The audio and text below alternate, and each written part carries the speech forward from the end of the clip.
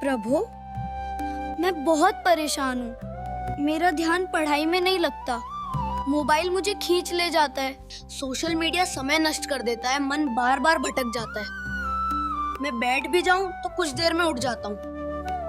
मन अशांत रहता है। भविष्य की चिंता भी सताती है। हे प्रभु, मैं अपने लक्ष्य तक पहुंचना चाहता हूँ।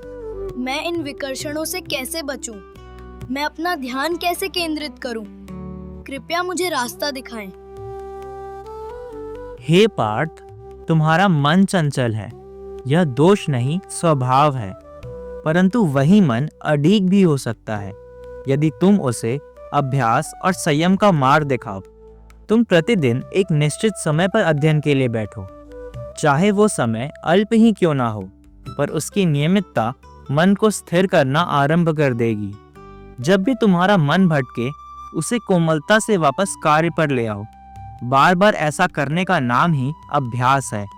और हे पार्थ, जो वस्तुएं तुम्हारे लक्ष्य से दूर ले जाएं, उनसे उचित दूरी बनाना ही विवेक है।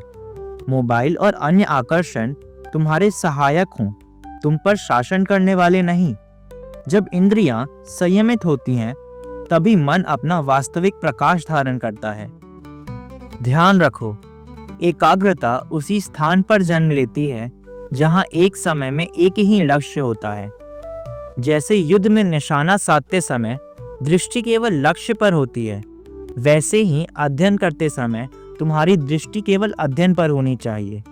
बहु कार्य मन को विचलित करता है और शक्ति क्षीण करता है। हे पार्थ, अशांत मन में ज्ञान का वास नहीं होता। अध्ययन प्रारंभ करने से पूर्व कुछ क्षण अपनी श्वास को सरल और शांत करो।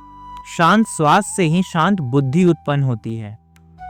और एक अत्यंत महत्वपूर्ण बात, परिणाम की चिंता त्याग दो। जब तुम केवल कर्म को ही अपना धर्म मानोगे, तब तुम्हारे मन से बोझ उतर जाएगा और ध्यान अपने आप दृढ़ होने लगेगा। फल की इच्छा मन को डिगाती है, पर धर्म का निष्कपट भाव मन को दृढ़ता प्रदान करता है। हे पार्थ, मन मनुष्य का मित्र भी हो सकता है और शत्रु भी। जो स्वयं को अनुशासन में लाता है, उसका मन उसका सेवक बन जाता है, और जो मन के पीछे चलता है, वह भ्रम में भटकता रहता है। इसीलिए तुम अभ्यास को अपनाओ, संयम को धारण करो, एक लक्ष्य पर टिके रहो, श्वास को शांत करो और केवल अपने कार्य में रत रहो। फिर देखो, तुम्हारा मन स्वयं तुम्हारे आदेश में आ खड़ा होगा और एकाग्रता तुम्हारी स्थायी साथी बन जाएगी।